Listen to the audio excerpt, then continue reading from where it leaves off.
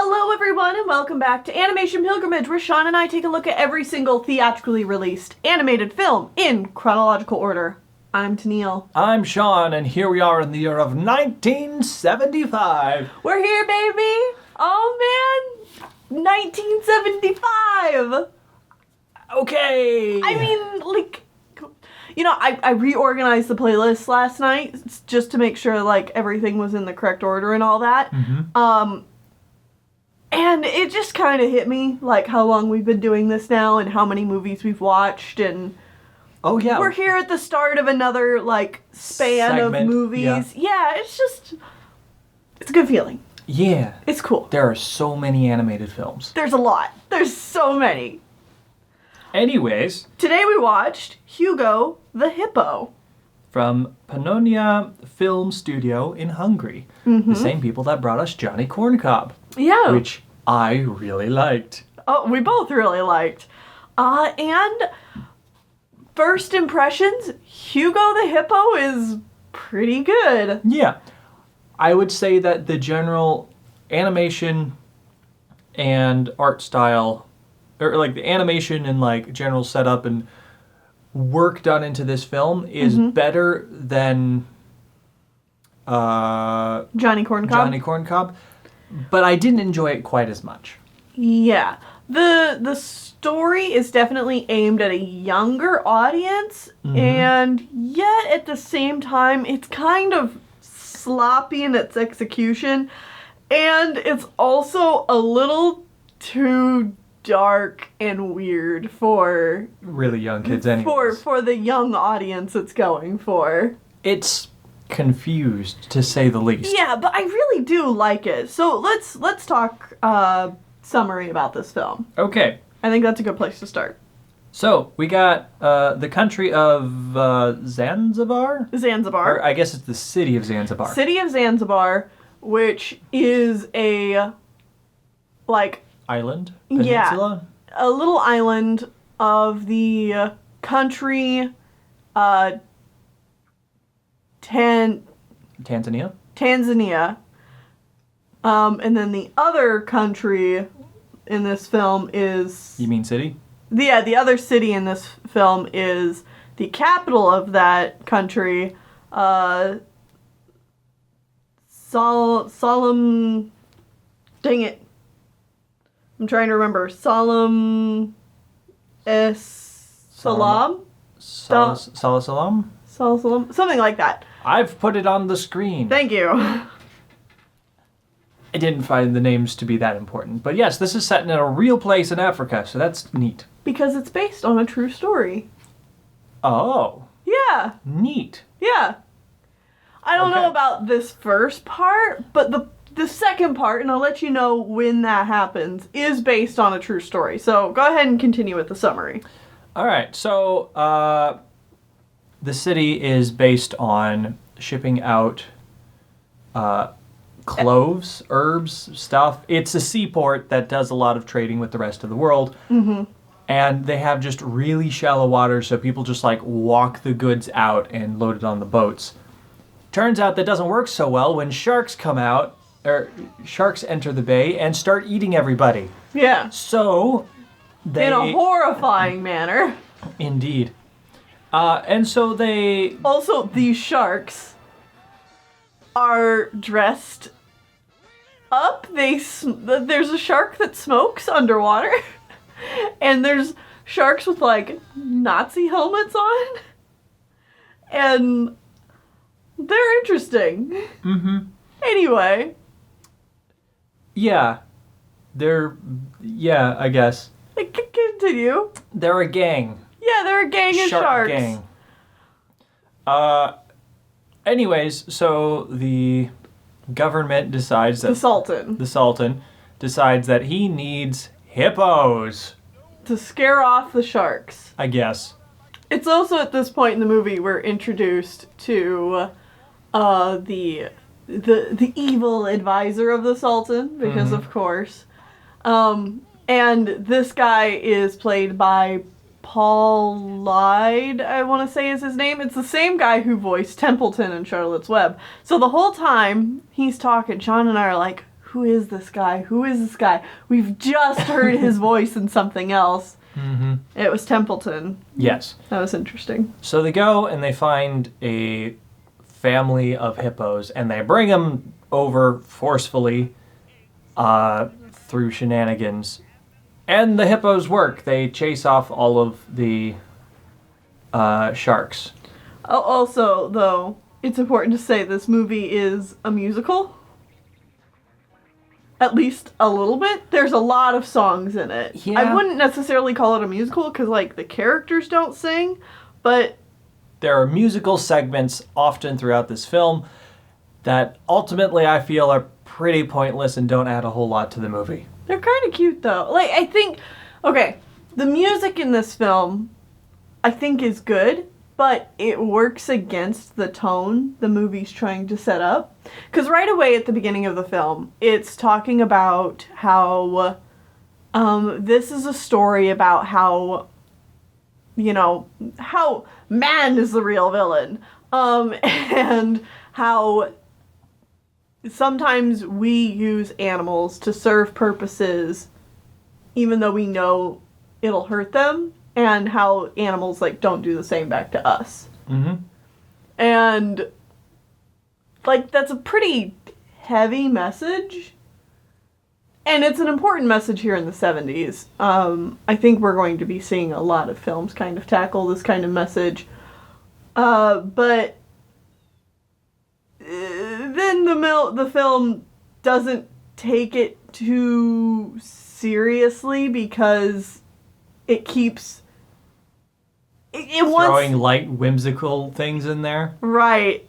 It has this problem where the tone of the story is pretty dark and pretty serious, but everything else going on around it wants to keep it a goofy, fun time.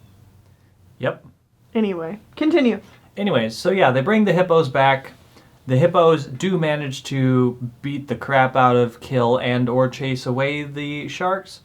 And the people of the town love it! They celebrate the hippos! Hooray! And then time passes, except that everyone stays the same age in this film. I'm assuming this is like generations later or something in real life. I don't know. Who knows? But the city modernizes. I don't think that this part of the story is based on any... Okay. I mean, maybe. I don't know. I did not see anything to confirm that this part of the story took place, but anyway. Okay. Either way, the city modernizes, and people forget about the hippos. They forget what the hippos did for them. They don't need the hippos anymore because they have piers, and they have, like, just, like, modernized buildings and civilization, and... Well, and it used to be that after the hippos took care of the sharks, the people were so grateful, like, they would come by and they'd feed the hippos every day. I was getting to that. Okay, well, it seemed like you'd skipped over it. No. Okay, continue. The hippos are hungry. Yeah. So they go terrorizing through the woods. Hungry hippos. Yeah. They go terrorizing through the woods, or not woods, but they go City. to the farmers on the outskirts of the city and demolish all the crops and eat everything up. Mm-hmm. So the evil magistrate dude, Templeton man kills them all. Yeah. He just straight up kills them. Sure, they represented in him shooting lightning bolts At clouds. But this movie's no, very psychedelic too. Yeah, of course it is. It's the 70s. It's this studio. Yeah. That's all they do. And they kill all the hippos except for Hugo, the baby. So he runs away. So when they were doing the cloud sequence, I really thought it was like a metaphor setting up like what was going to happen, not what was literally happening. And then they literally cut to all the hippos laying dead at the bottom of the sea. Yep. And it's like, oh no, they're really dead. This movie gets dark fast. Mm-hmm. Well, we're done being dark because Hugo runs away across the ocean to that other city, and he befriends a young boy. What is his name? I don't remember.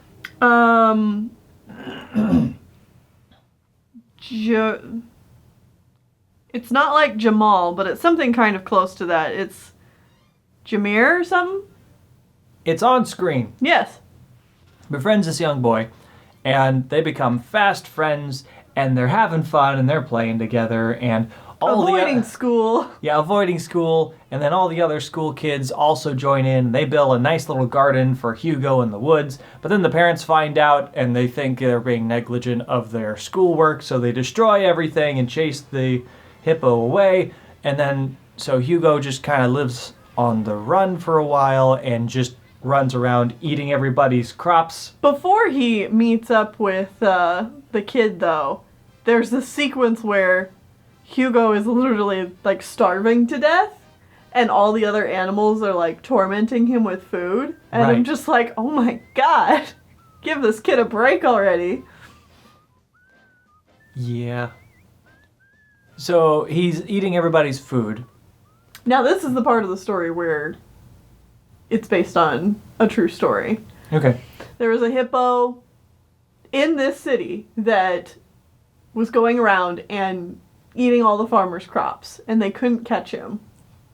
How could you not catch a hippo? It's a hippo. Well, hippos run pretty fast. I guess. So, the adults trap him in psychedelic space evil veggie land. I don't think this part is based on real life. Okay. Shock and surprise. The kid helps him escape, but it doesn't work. They get captured, and then they're taken to a court trial. And the movie turns into a court drama where the farmers want Hugo to be killed, and then the Sultan comes in and is like, no, the elephants were good and helped us in the past. He should Elephants? I keep saying elephants, I think. Hippos. The hippos helped us in the past. And we've done them dirty. So we are in the wrong, and so... Also, my advisor guy, I somehow know this now, killed all the other hippos, so you should really lynch mob him. And thus they go lynch mob him. They do that. Yeah. I do that, DM. And then everything kind of ends happily ever after, which I thought was a really unrealistic ending, but apparently... That's how it worked out? That's how it worked out. So the hippo just got its own private garden? The city adopted the hippo. Neat. Yeah. And that's about the plot. Obviously, there's a lot of psychedelic stuff that happens in there, and there's like 1,200 songs. The killer fruit chasing after Hugo in particular is right up there with like pink elephants on parade, kind of crazy bullshit going on. Mm-hmm. Honestly, I think that might be a big part of why I didn't enjoy this movie as much. Mm-hmm. Just because it's a lot of nonsense that doesn't really work because the movie's trying to be fairly grounded. Right. And then it has high levels of silly whimsy. And the movie feels like it's cut in half, where it's got the first half where it's fairly serious. The plot in Zanzibar. The Sultan and stuff trying to get the hippos and have them do their stuff Dar for es them. Salaam. I think that's the name of it. Dar es Salaam. That sounds Dar es Salaam. fairly correct. I think that's the name of the other city. And then we have the second half where it's, yay, children playing with a hippo. Yeah. There's a big, like, tone problem and a big problem with it feeling like it is two separate stories that are not connected whatsoever. Other than the main character jumps from one to the other. Yeah, the main character jumps from one to the other, and then suddenly the two plots sort of kind of come back together at the very end. Mm-hmm.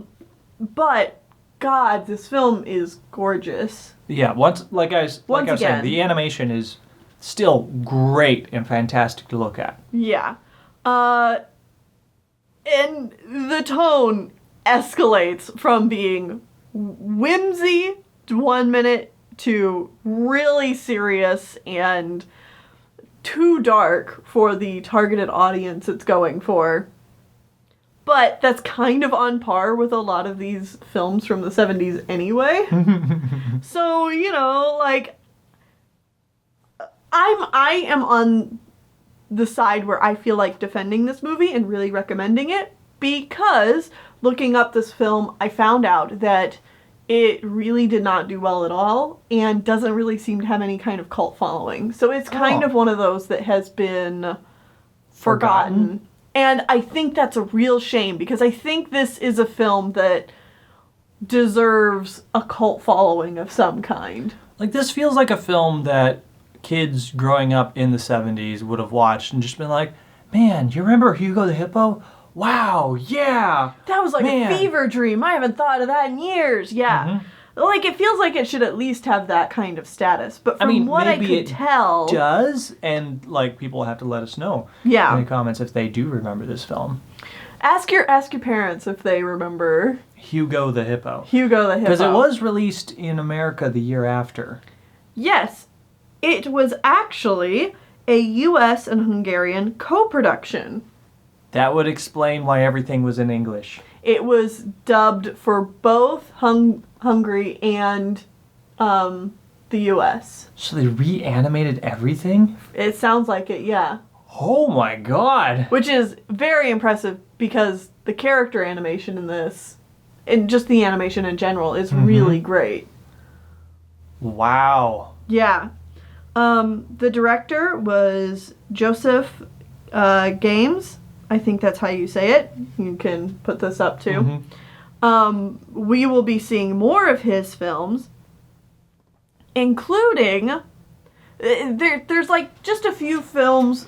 I think there's 3 more films we have from him, and there'll be 2 in the 80s, if I'm remembering correctly, and then he's also the director of The Princess and the Goblin, which is a little bit of a movie with a cult following.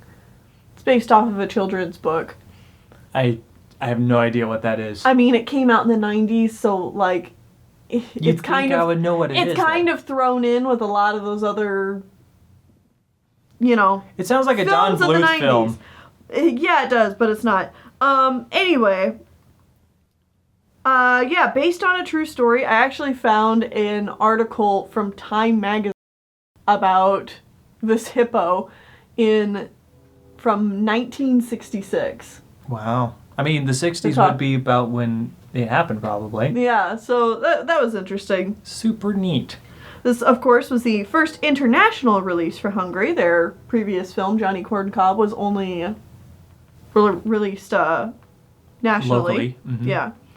And it had an unsuccessful box office release, and later was also released on VHS in 1980, and also did not do too well.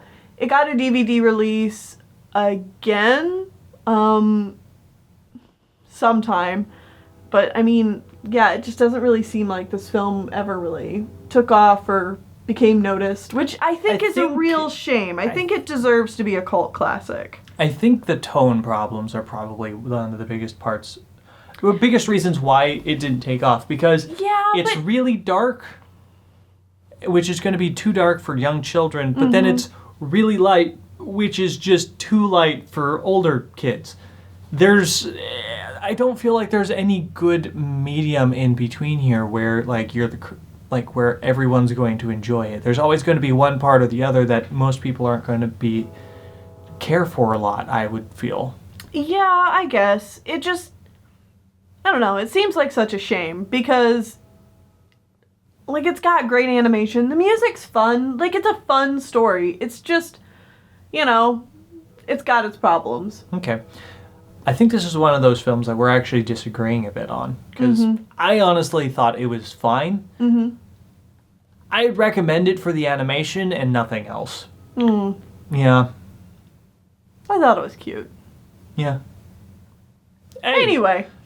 I mean, that's bound to happen now and again. Yeah. Us disagree on something? Whoa! Oh no! What's happened? Yeah, it's, if you like cute animal stories where things get a tad dark, you know, you should probably check this one out. It's got great animation, it's got decent enough songs, it's kind of cute, it's very different for its time, and yet also suffers from a lot of the same things that a lot of 70s films suffer from. So, you know, go into it with those expectations. Yep.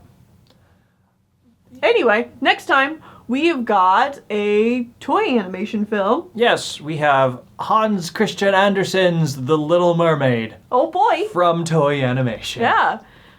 I'm excited to see how they do this one. Yeah, let's see what happens. Bye-bye. His tail's anesthetic, bone